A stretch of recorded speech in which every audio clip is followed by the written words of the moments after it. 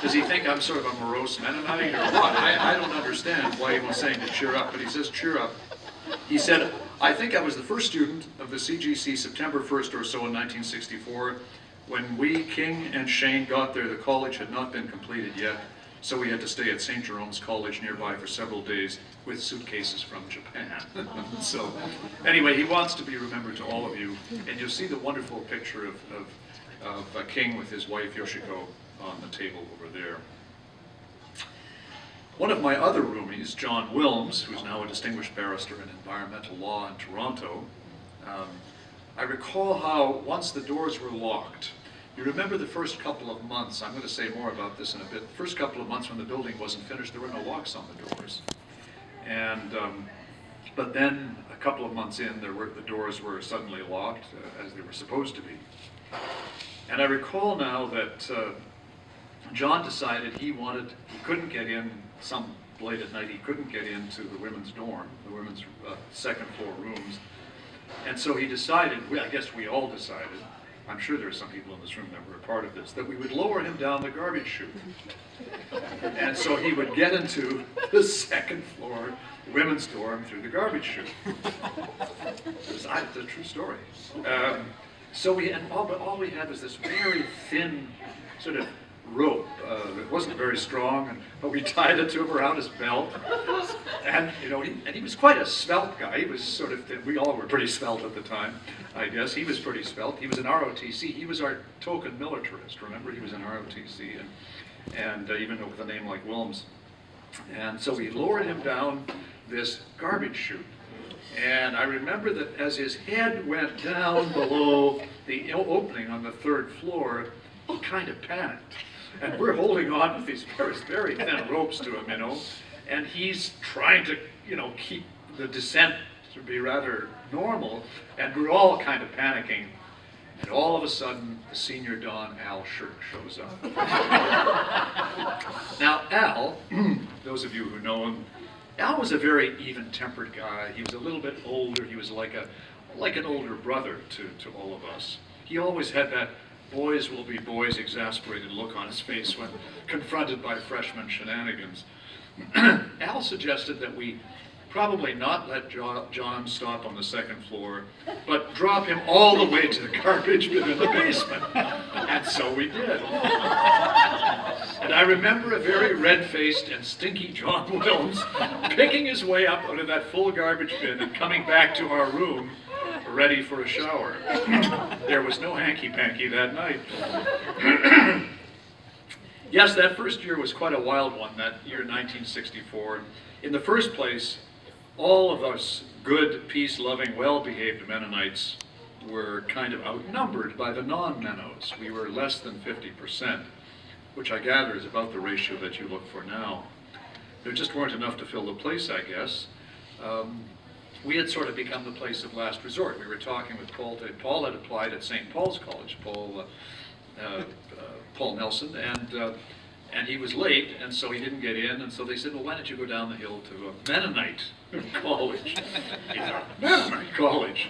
And then, of course, he met Susan, and he was very happy indeed that he had trundled down the hill from St. Paul's, but he had, I think there were a lot of people like that. Gord Campbell had flunked out of first-year sociology at the University of Toronto. He may not have that on his academic CV, but he did.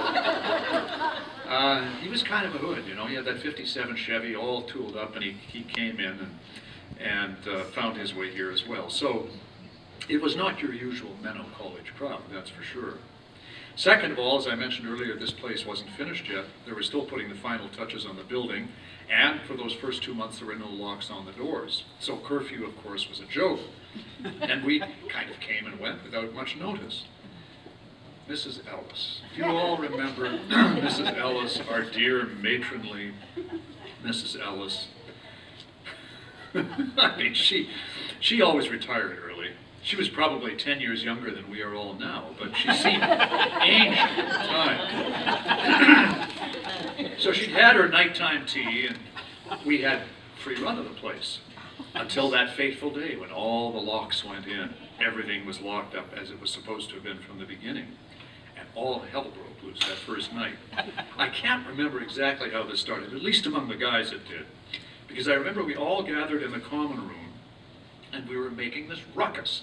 Like suddenly we were hemmed in, we were being treated like high school boys, and Mrs. Ellis panicked, and she called J. Winfield Fretz. And Winfield arrived looking, I should say, a little less natty than he usually did. He wasn't wearing his PJs, but I think he had been in his PJs, and so he showed up rather informally dressed. And I think my memory's right in this, that he hadn't put his teeth in, and I think that was a big mistake. So, what I do remember particularly, very clearly, do you remember Bernie Slawinski? Bernie was a big, towering character, and I remember him towering over J. Winfield Fretz and, saying, why do we have to have curfew at all? I mean, here we've been going perfectly fine for 2 months, and now we're being treated like children. Why? Well, J. Winfield gave an honest, but not very acceptable answer. He said, because I say so. Well, that was red meat to a pit bull for sure. I mean, what may have worked for our mothers at age 10, but wasn't exactly cutting it with all these newly emancipated college kids. I can't quite remember how it all finished up that night. I think we all kind of ran out of steam. Winfield went home again to his wife. I just know that none of us got arrested, but it was quite a night. And I should say that I always felt a little compromised in this when we had clashes with J. Winfield, because he was a very good friend of my dad's, and it was for that reason that I'd come to Conrad Grebel, and I was always worried that he was going to call my dad and tell him what I was really like. He never did. Yes, dear Mrs. Ellis, why ever would they have hired her? I mean, who was thinking about putting this woman who should have probably been running teas at the local Anglican church for the elder tea groups? I mean, here she was with all of us, and it was, anyway, eventually she was replaced by a very serious and I'm sure upstanding Lutheran seminary student, Everett Mossman. You remember Everett Mossman and his wife? Now, Mossman was a little bit more clued into the ways of adolescent boys than Mrs. Ellis. The problem was he really wanted to be buds with us all, and we weren't really having much of that. He was far too earnest and goody two-shoes for us. And we really put an end to his let's be friends approach the night we literally carried his battered blue VW Beetle into this building through the downstairs doors. Remember that? Ted Roberts keeps nodding his head, so he was a part of it. He'll vouch for the fact that I speak the truth here. It took a lot of us to get that. Were you part of that, Ted? You were? Yeah, I'm sure you were. Well, it was the Leamington boys who really were the core of it, because they were big strapping farmers, people like Rudy Neufeld and Johnny Dreger. But there were a lot of us, because it's not easy to carry a VW Beetle into the doors of the building, but we did. And when a not very amused Everett Mossman showed up, we had to take it out again, which was a lot harder than taking it in. And I remember there were some new dents and scratches on it, and I'm not sure he noticed, because that VW was far from virgin, that's for sure. Speaking of dons, whoever decided that Victor Clausen should be a don was just a little misguided. He was chosen because his father was a Mennonite bishop in southern Manitoba, and a pretty famous one. And Victor had all these important brothers and family members in various high positions of the Mennonite church and academia and so on. So I guess they thought that he would be, an upright, really good person to have as a don. Well, I've always thought since then that it was a little like asking Kim Philby to be head of the MI6. Kim Philby, the famous spy, who was hired at MI6 because he was identified as being one of us. Whoever his person was who had recruited him had known the family or something, and that was all the vetting that was done. And he turned out to be the most famous Cold War spy in history. So Victor was kind of like that in some ways, and not that he was a spy, or not that he disgraced himself to that extent, but Victor, and I have to say again, Victor's a very good friend. He was the best man at our wedding. I continue to be in touch with him. I see him a couple of times a year. He lives in Mexico now most of the time. But Victor, as the Don, was the easiest touch in the world. I mean, if you wanted to eat something late at night, you could just go to Victor, ask him for the master key, and we could come down and eat to our heart's content. And sometimes he would even join us, rather guiltily, but he would. And I can't remember that if Eric the cook ever cottoned on to this culinary theft, but Victor Clausen as a Don was really like the fox, guarding the hen house. No pun intended. Mr. Fox. Doug Yutzi and Al Shirk were much tougher, of course. Now, of course, I'm glossing over all of the memorable theological discussions we had with John Rempel at the heart of them, always defending Mennonite orthodoxy. Esther was just telling me earlier that the women used to listen at the window of they would hear us arguing theology and all the enduring questions of philosophical import. I hadn't realized that we had an audience beyond just those of us who couldn't sleep at night. But John Rempel was always there defending Mennonite orthodoxy. Walter Clausen, the wonderful Walter Clausen, much more liberal than John, and knew how to engage with students. I mean, he really, really did. But John was, of course, and remains a very close friend, and he's still defending Mennonite orthodoxy. All those late-night theological discussions and philosophical ones, I mean, we were emerging into the 60s, after all. And though the experimenting those days was mostly with Molson Canadian, as I recall. And we had our token Jewish student from Toronto, David Frankel, who always led us in folk singing. Remember that? It was really quite wonderful. And of course, there were all those loves. Loves won and loves lost. I won't go into all the details. We've heard about the Passion Pit. It was, I guess they got rid of it because it was just too dangerous a thing. Maybe it's like you have to, get rid of certain houses of ill repute finally. But I always liked that place. When we go down into it, it was great, right? It was a great place not only for passion but also for. I remember Benjamin Spock coming to speak to us. Do you remember that? He came and talked to us. Yeah, he did. And we had all kinds of interesting people who came and just sort of informally talked. There was that guy who was the columnist for the Globe and Mail. What was his name? I forgot. He was kind of wacky. He was on the op-ed page of the Globe. I mean, he came with some very young, beautiful thing, waving something. I can't remember. But anyway, it was the Passion Pit. It was a wonderful place. So I'm not going to go into all those details, but it's interesting to see, and even in this intimate gathering, that there still are a few standing from that day, still standing today. I mean, most of us can remember, I'm sure, Paul Nelson and then Susan Reimer being very affectionate right from the beginning.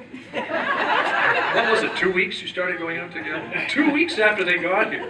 Paul had been shunted out of St. Paul's into here, and Susan Reimer, who was the very first person to join up Conrad Grebel College. She had her picture in the Canadian Mennonite, I recall.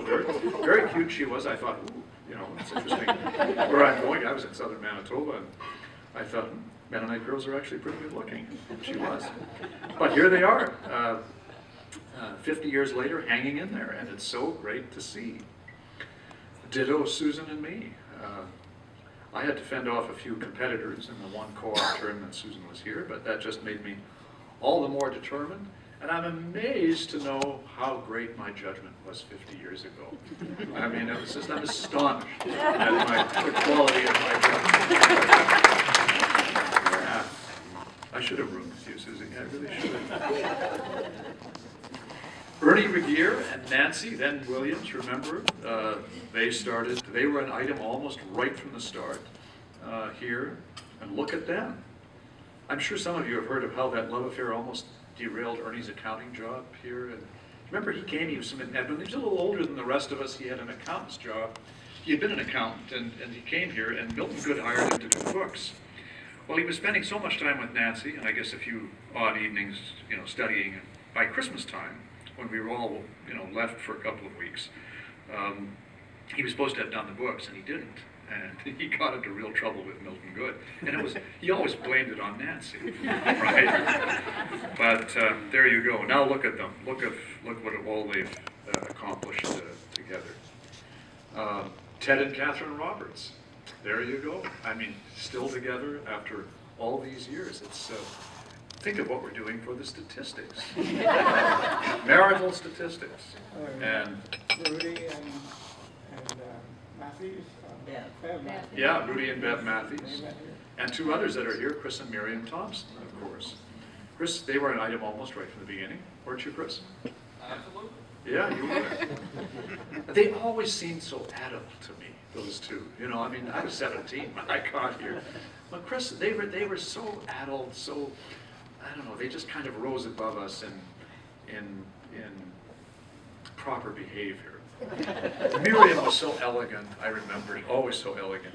Chris always looked like the cat that swallowed the canary. And I guess he had, metaphorically speaking.